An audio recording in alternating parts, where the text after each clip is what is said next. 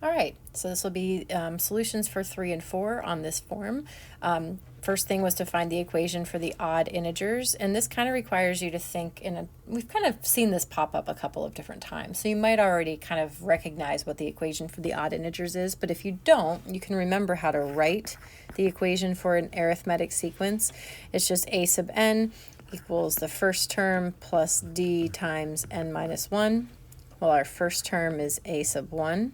And d, it looks like we're adding 2 each time.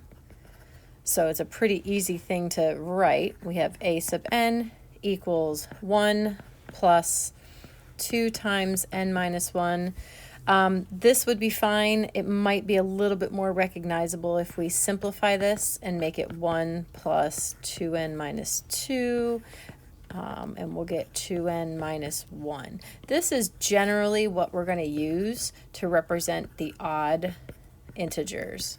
This is going to be something that I would recommend having highlighted in your notes or something like that. Just put it someplace where it's quickly accessible and you can always find it and remember where to look for it. Now we're going to use that to actually find the sum of the first 100 odd integers.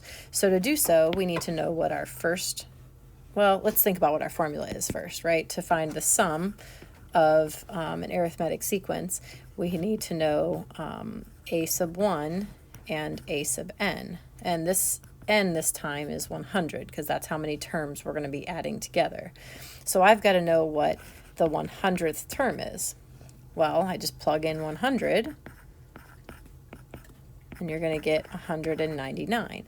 So my 100th term is 199. My first term, we should be able to figure out pretty easily. It's just 1. And then you plug that all in. So the sum of the first 100 odd integers would be 100 over 2 times a sub 1, which is 1, plus the 100th term, which is 199. And then you simplify this. And you get 10,000. Now you could have used the other formula to generate the nth term. Either one's fine. This is just a little bit quicker and cleaner.